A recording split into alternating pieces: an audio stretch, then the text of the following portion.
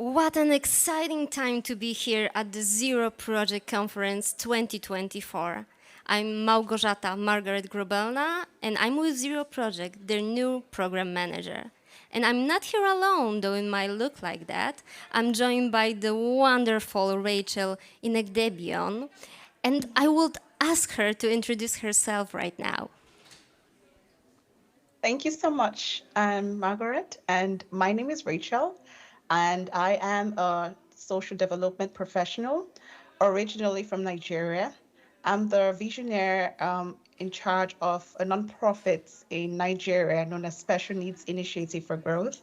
And basically, what we do is we use educational practices, employment practices to enhance the living and lifestyle for persons with disabilities. So cutting across Down syndrome, autism, visual impairment, and cerebral palsy. We do this so that we can give people with disabilities a meaningful life and ensure that their life is much enriched in terms of education and employment. So I think I'll end it here. Thank you. That's right. If I'm understanding you correctly, we will be talking about inclusive education, right? So, Yes, please. exactly. So, let's take a little stroll down the memory lane. How it used to be in Nigeria in your region, and what have you realized that is needed, especially with your individualized approach that you have in your company, in your NGO? Yes, thank you for that. For us, we take very importantly individualized assessment for fair skill development representation. And I say that because we look at every children, regardless of their disability, to be unique, not only in personality, but also in their learning needs. And for us in Special Needs Initiative for Growth, our individualized assessment approach is not just a procedure, but it's also a pathway for persons with disability and each student's distinct journey. So, for instance, we have a young lady with cerebral palsy in the southern part of Nigeria. Her name is Amina. Um, Basically, one of the things we do for her is that we ensure that traditional assessment methods would help to overlook her, not help to like push her potential away, but we ensure that we employ a personalized assessment that considers her motor skills and cognitive abilities. And for our educators in our organization, we also help to develop a tailored learning plan for persons like Amina. And this not only boosts Amina's confidence, but also allows her to progress at a pace suited for her abilities, so that she could reflect a true representation of her skill development. So, our aim basically is to kind of replicate this success for every child, regardless of their disability, and ensure that assessments are not barriers, but bridges to learning and growth for them. I also want to give another instance. So we also have a young man with dyslexia, though it's not part of our mode. But one of the things that we understood from him was that we perceived he had an uninterested way of learning. So for us, we used individualized assessment as well, again, to kind of understand his unique interaction with, tests and other aspects of learning. So our educators also use like tailored teaching methods such as audiobooks and speech to test software to help improve his way of learning. And this not only uplifted his learning experience, but also brought a new sort of hope to his family and the community where he resides. So all of these are just kind of pathways where we kind of try to enrich people with disabilities, especially children and young adults, so that they could excel in life. I believe that we all are here in favor of this individual approach to each person, especially people with disabilities, because they are not en masse. Everyone is unique in their own way.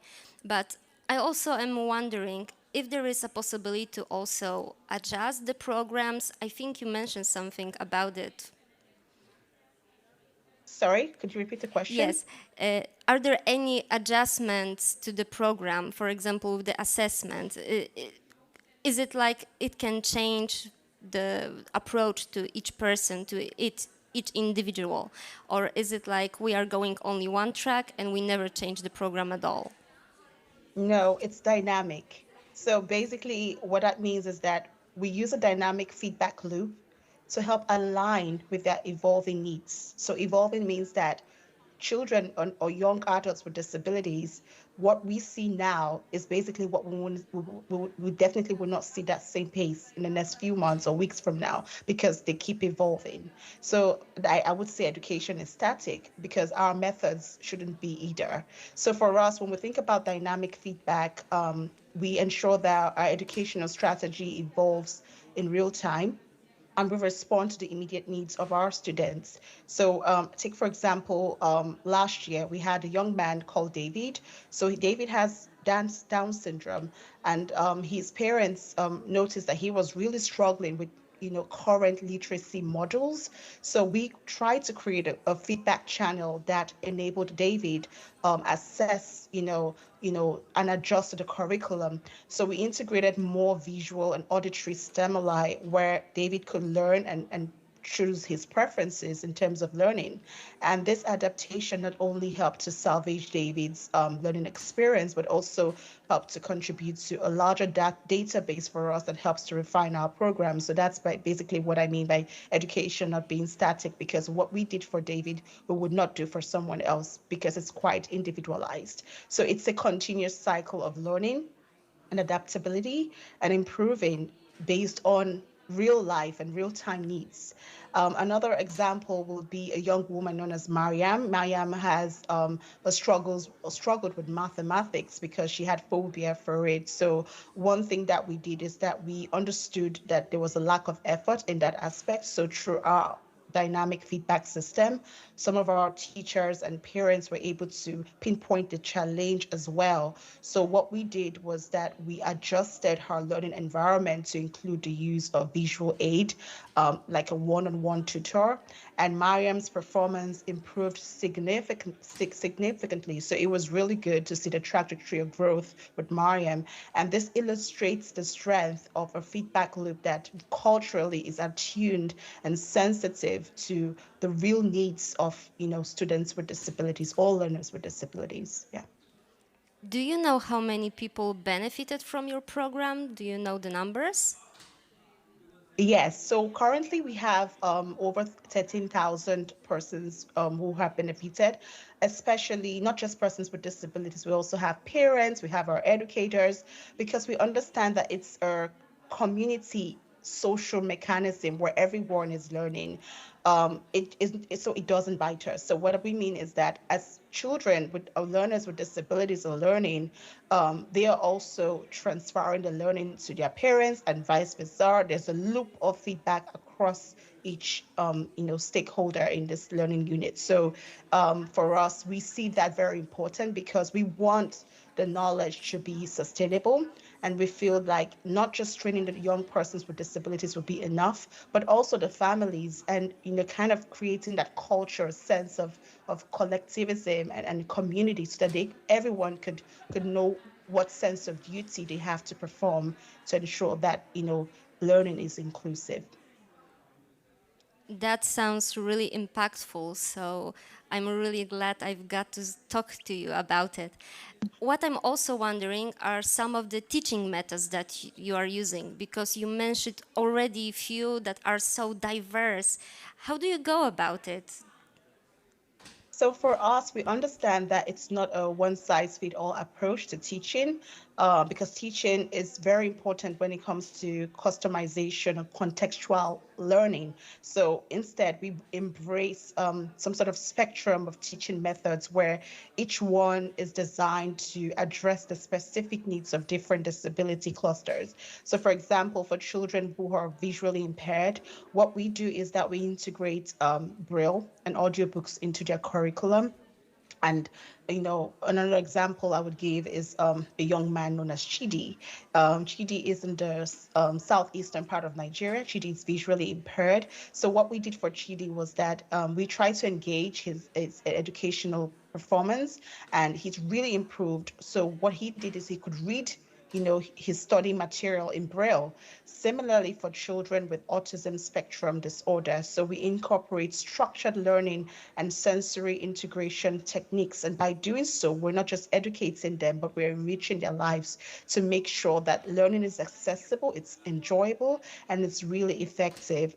Um, we also had a case of a young woman with autism spectrum disorder who found traditional classroom setting very overwhelming for her. She complained a lot, and also it took a nag on her parents as well as her teachers at school. So what we did is that we also adopted a special teaching method, and what we did is that we used some visual schedules and sensory breaks, and then it was really good because it kind of helped to open our eyes towards the possibility of learning in a cultural and well individualized context for her.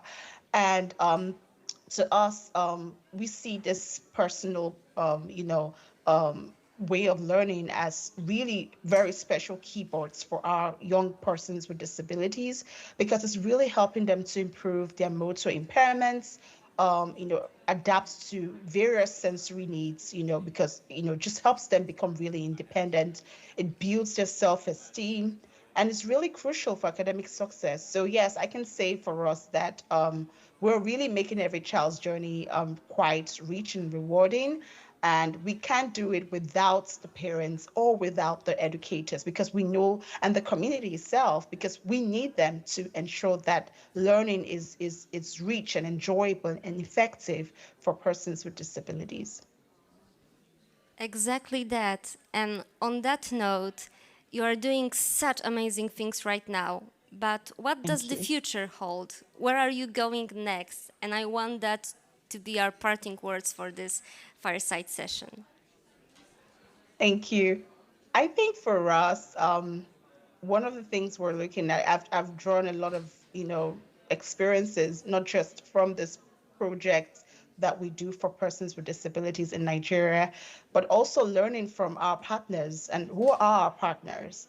Our partners are the people beside us who are non-disabled, like the government, the private stakeholders, our parents, our guardians, our educators. These are so important in the ecosystem. And so this discussion is not merely about education, but it's also about reimagining a future where every child, including those with disabilities, are given the respect, the tools, and opportunities to carve out their own destiny.